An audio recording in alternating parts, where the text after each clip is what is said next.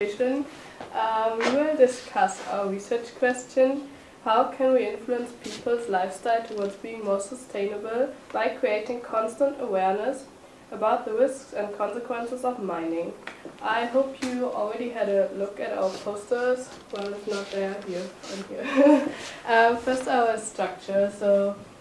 Before we start to explain our project, I will tell you a little bit about mining in general, and then we introduce our case study about the mining accident in Brazil, and afterwards we explain our campaign. Okay, so before we explain our campaign to you, it is necessary that you get some basic knowledge about mining in general. Here you can see the steps it takes until a mine can finally operate. So first, exploration includes searching, analyzing, and sampling.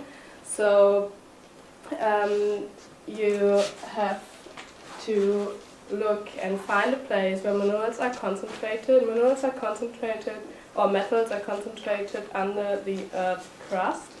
And if you found like an interesting spot, you have to take rock samples, bring them to the laboratory, and test them. And if the analysis shows reasonable results for economic extraction, the next step, the development, follows, which means planning and building the mine.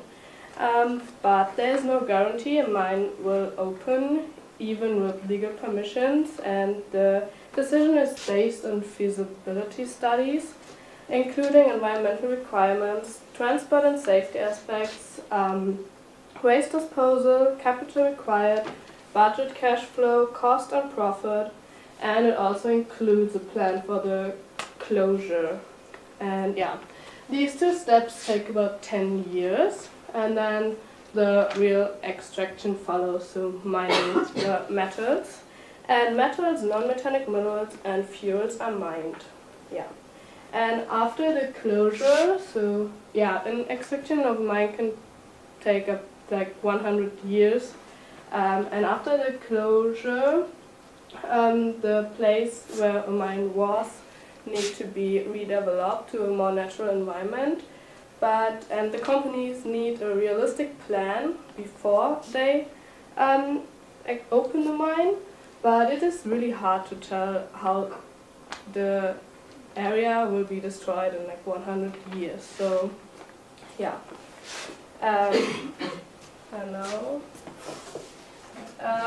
we have another life cycle, the production life cycle, or the life cycle of the product. So here you can see the life cycle. So first, the metals and the minerals, the raw materials, are extracted in the mine. Then they have to be manufactured, so a real product needs to be produced. And then the products are transported, so as well as transportation as well, into the shops where they are packed and you can buy them. And then the use phase begins, and the length of the use phase depends on which product you actually are using. So there's a variety of mining products you will see, and then the product is either waste or it gets recycled in a way. And here you can see all the negative effects, or like CO2 emissions or acidification and eutrophication, and also a lot of pesticides. So all this transport and the mining is all like bad contributions to our carbon footprint, the water footprint, ecosystem quality, natural resources, and human health. So and also more environmental challenges are handling of solid, liquid, and gaseous wastes, deforestation, release of toxic amounts, and powerful carbon dioxide. And also dust inhalation causes lung diseases among miners and those who live nearby. And a mine accident can kill thousands of people every year. Okay, now we come to the everyday products. So what kind of products are made from mining? So we touch them every day in several cases. Products made of iron and copper provide houses for us, help us prepare food, take us from place to place, help us doing our job, and to communicate with each other. Mining products are everywhere. For example, nails, saws, hammers, drills, door handles, rails for trains, cars, bicycles, cans and weapons, knives, rulers, computers, cell phones, modern wind turbines, medicine and asphalt. Could you imagine a life without those things? Not really, because they are key elements for our everyday life. But these raw materials and minerals are limited and unrenewable. So yeah, and also if the safety rules in mines are not respected, really accidents can happen. And yeah, so we chose an accident which happened 2 years ago in Minas Gerais in Brazil, and we have a short video to show you what happened. I hope you can see it. Or we can close this. Yeah, so with pictures it's good that you can see what really happened. So I just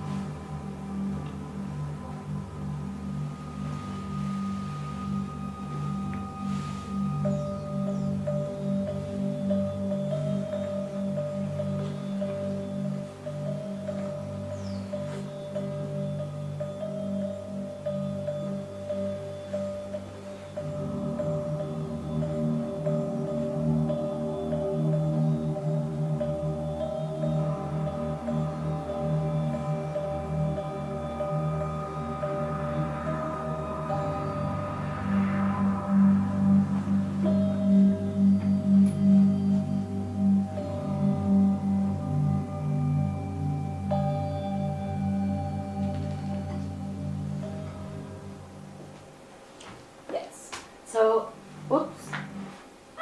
This was a video by Greenpeace, and now we come to the point, what happened after the disaster. First of all, it is important for you to know that Samarco is the company which runs the mine.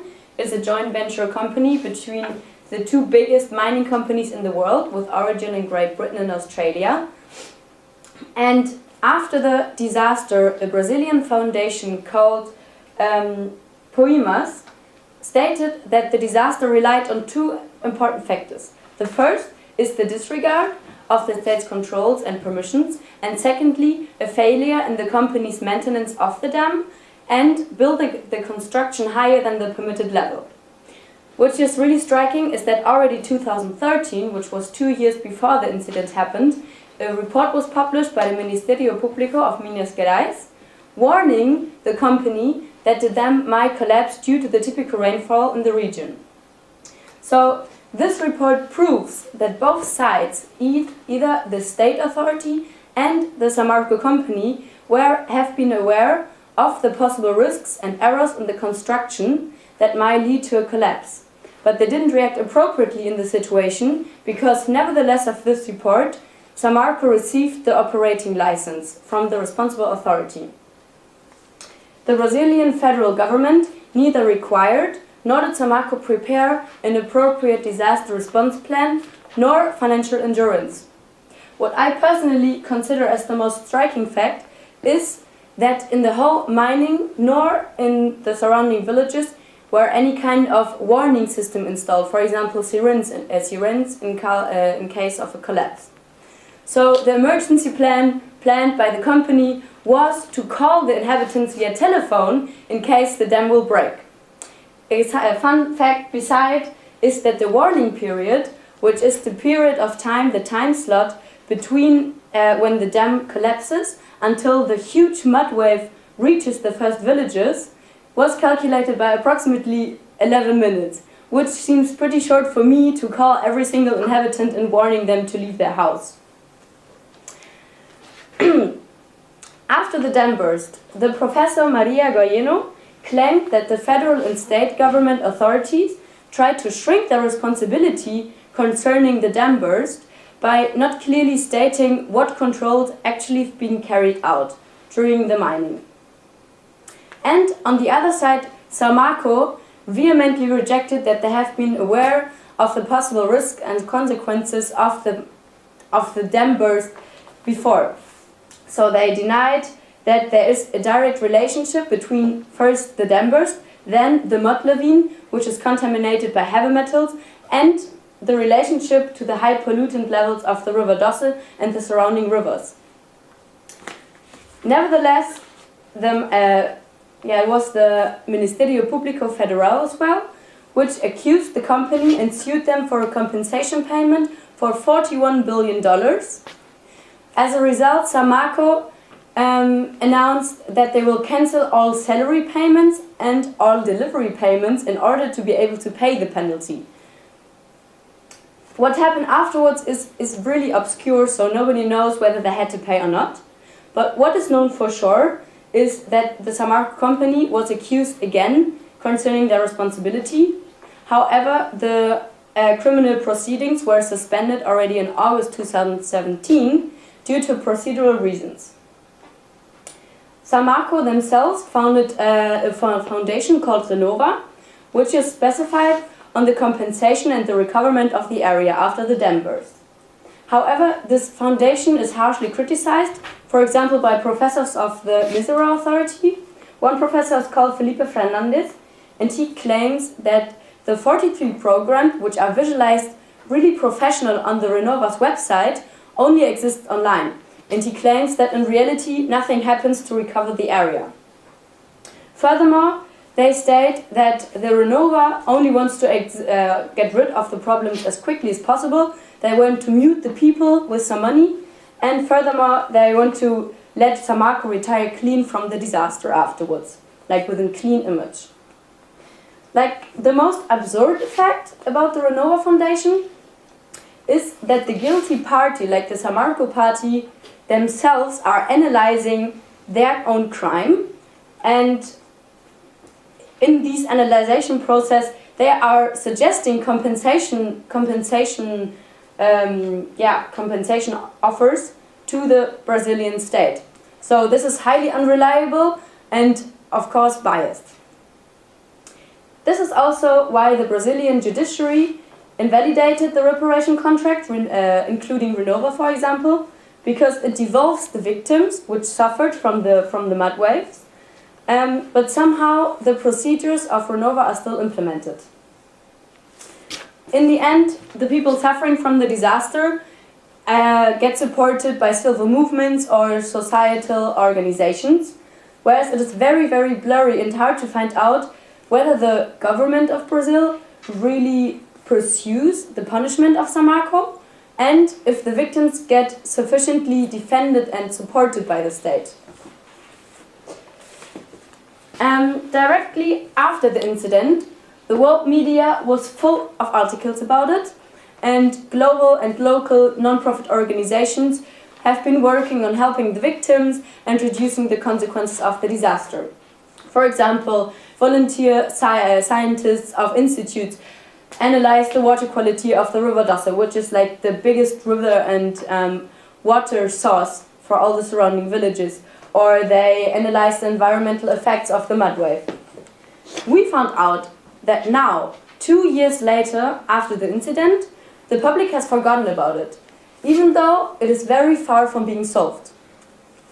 Which is the reason, yes, thank you, why we in our seminar, Mining, Food Security and Freedom, developed an awareness campaign, and our group project in particular, we developed a method to raise people's attention by creating non-self-explaining poster, which you can see here and here, with a QR code on it, which is directly linked to a Twitter page. Yes, in order to create the awareness process as most efficient and lastingly impressive as possible, we combine two approaches.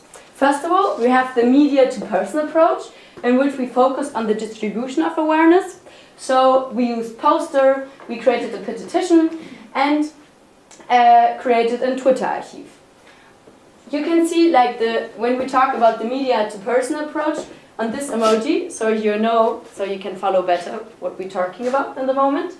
Yes, and on the other side we have a qualitative approach, which focuses on the deeper implementation of the awareness in society.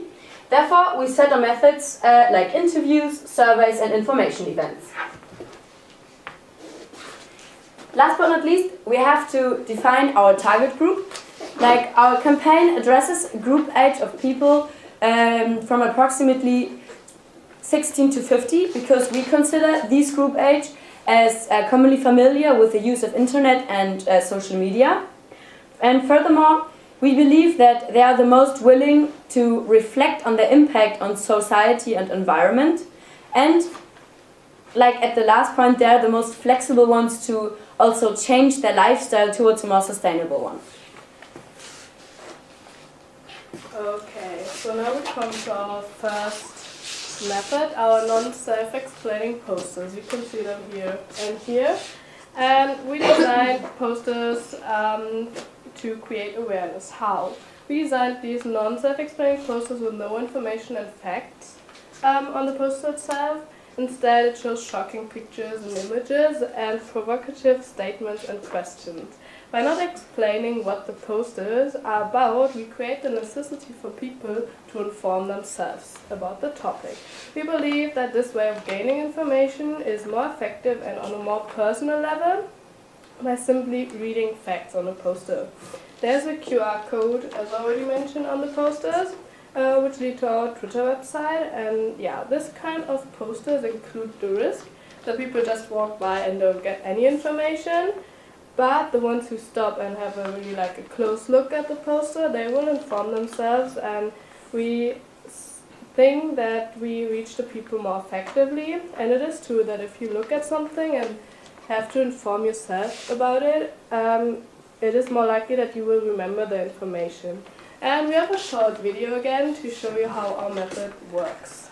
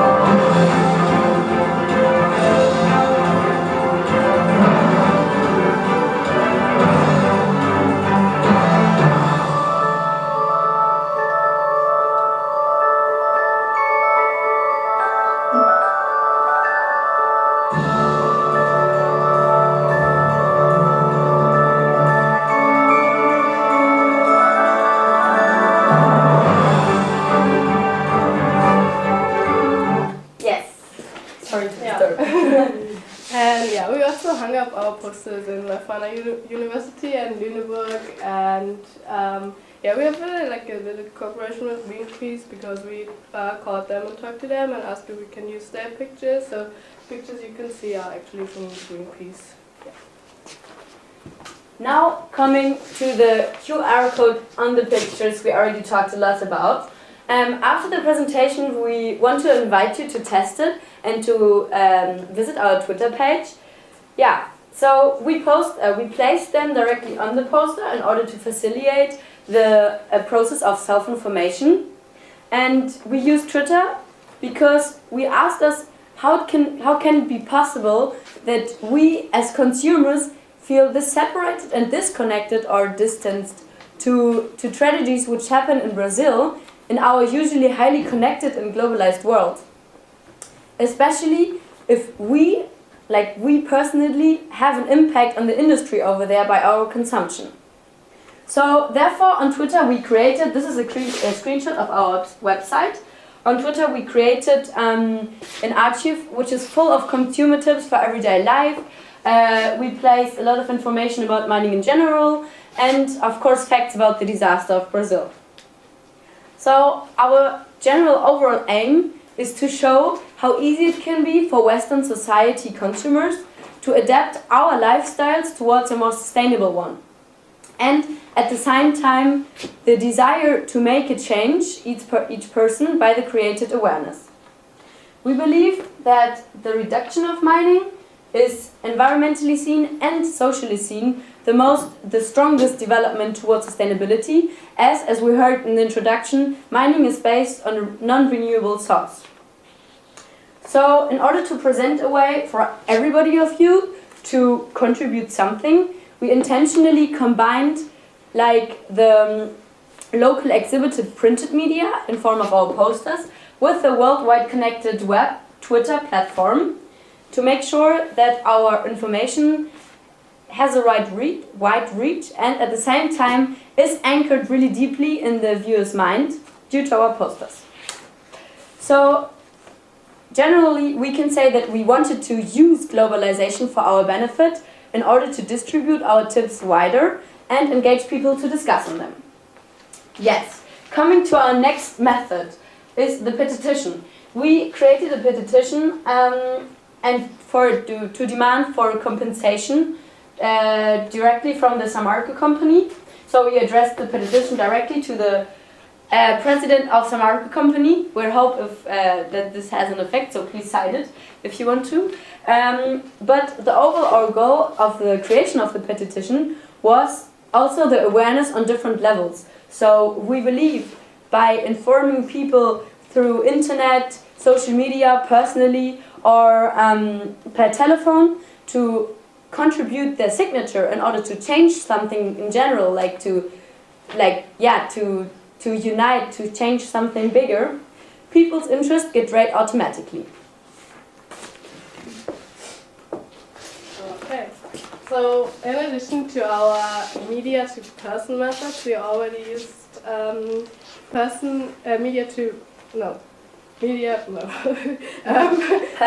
to person methods, and yeah, we think it is necessary to contact people directly and to figure out if the topic really interests them, if our methods are right, what we do, and we handed out our surveys to people of different age and background, and then we found out that our posters trigger their interest and they would actually visit our Twitter website. And surveys are a quantitative way to find out what people know about mining and think about our posters as well. We found it more important that if people write down something or have to ask questions, they have to make an opinion about something. So they really have to think about the topic. And it is more likely if you've written down something that you will remember things and think about it if you maybe hear it again or whatever. And in comparison to this surveys, we also used a more qualitative method. So we talked to people directly and asked them our questions, and we found out that it is good to combine these two methods because it is also nice when you talk to people, they can explain why they answer in a specific way. And we have again a video so you can see what we did, and it's interesting what people think about it.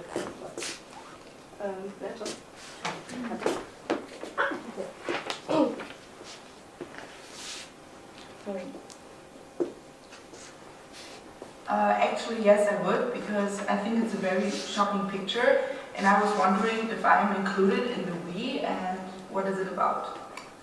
Yes, I'm actually very concerned about what's happening here. I see buildings falling over, the land, very depressing. I'm really curious about this weekend too. If I was at home for anything like that, and they lose, I kind of feel bad if I'm doing something wrong and I'm destroying other people's lives without even knowing it. I definitely want to know what's going on in this. Why is this like this?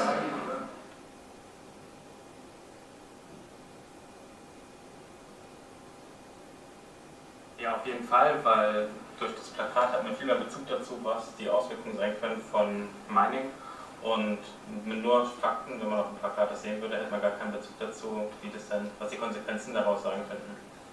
I would say yes, because I think that the picture is very shocking, so I would be interested in what is it about, and if there are effects on the poster, I already would know what is it about, and I wouldn't have the feeling that I want to inform myself further.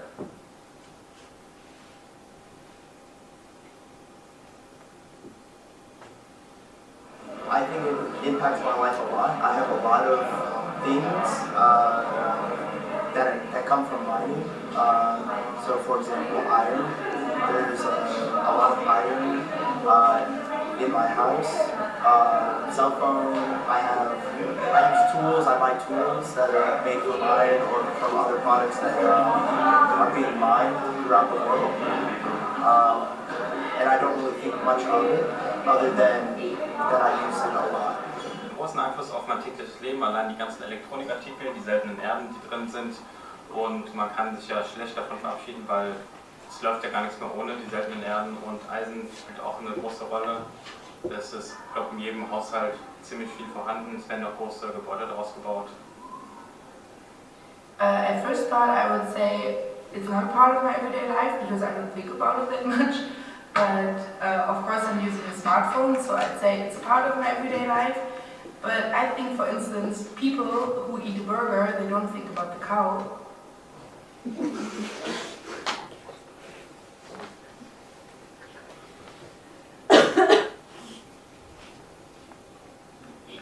Ja, der Twitter-Account hat mir geholfen, weil man die Perspektiven gesehen hat, was man denn machen kann, die Möglichkeiten, seine Sachen zu kaufen oder Secondhand Mobilgeräte zu kaufen unter anderem und einfach zu sehen, dass das Auswirkungen auf reale Leute hat und nicht einfach nur auf große Konzerne.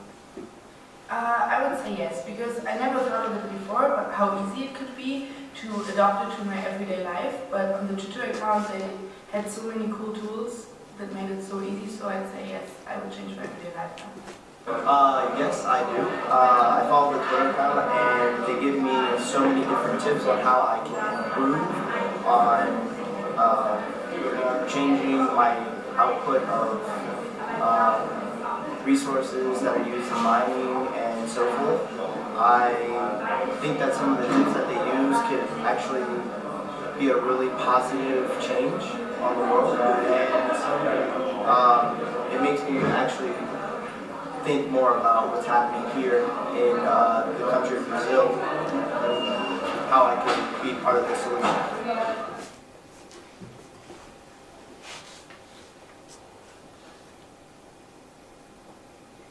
Yeah, actually I have, and I was shocked about myself that I forgot about it. It was 2 years ago in the media, but then I informed myself on the Twitter account because there were so many good information, so now I think I'm well informed.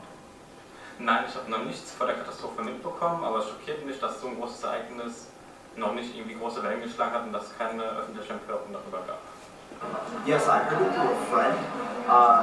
They said that it happened 2 years ago, and it made major headlines across the world. But now I haven't heard of anything about it since then. I think maybe people have forgotten about the incident and they don't believe that it's a crisis anymore. So I think we should probably change that. Yes, it was a really detailed interview. So now we have a little short excursus, which we're almost at the end of our presentation, so just like a little small more time of attention, please. Yeah, we wondered if there are any differences in the communication of the disaster which happened in Brazil compared to Germany, either like back then when it happened and the attention paid to it now, 2 years after the incident. That's why we try to communicate with Brazilian partners. It's a friend of mine who lives in Rio, and this is his answer. Unfortunately, it's in Portuguese because he doesn't speak any English. But we just we translated it for you, so I'm just going to read it out. We're going through a complicated process now. The state of Rio de Janeiro is going through a military intervention, and Brazil is in a serious corruption process involving politicians. They're manipulating all information delivered by the media. probably also concerning the mining disaster. There is nothing more about, at least no information has ever come to me, negative or positive. I cannot say more about the tragedy in Minas Gerais. So we were pretty shocked after reading this, because we realized that even over there, like locally, where the incident took place, it is not a current topic anymore. So the better that we designed our awareness campaign, which leads me to the last method, which was the Summer information event. We organized in cooperation with all our project groups of the seminar together, and it took place in January in the Leuphana University. It was a pilot project, a really chaotic pilot project, in order to promote all our projects together as an exhibition. And our goal was to encourage the intensified confrontation with the mining disaster, but we also wanted to create a positive and personal surrounding where people can experience cultural exchange, for example. So therefore volunteers cooked and prepared Brazilian specialities, and we gave caipirinha to the guests on the donation basis. And for example, afterwards a dance class, a samba dance class was given after our affecting presentations about our projects and the mining disaster and our solutions to it. So for us it was important, like the reason of the party was to bring the very distant Brazil with its culture closer to Germany in order to reduce the mental distance and the disconnectivity of the European consumers like us to the disaster. And we believe that the embedding of our awareness campaign of our project into a party creates a kind of recognition value which is indispensable for an effective campaign. So now we come to our conclusion. To our method we applied the Dumburst disaster in Brazil as a case study. On the long run, our goal is to be able to reduce the need for mining and influence people towards a more sustainable way of life. By action and awareness on civil level, because it is hard to influence companies directly. Since there's a very high set goal for students like us, we aim to hand over our awareness campaign to NGOs, for example Greenpeace, and we want to give incentives to continue doing campaigns with our method because it can be applied to all kinds of topics. The difference to other campaigns is that it's not intended temporarily but constantly. We discovered this as an important factor on the effectiveness of a campaign. Because most of the tragedies fall into oblivion when it is no longer communicated in the world press. Which does not mean that the problem is solved or the injustice eliminated. Thanks for your attention. We talked too much. So if you have any questions, don't be shy. Or maybe if you want to tell us what you think about our posters. Yeah, if you want to visit the Twitter page. Yeah.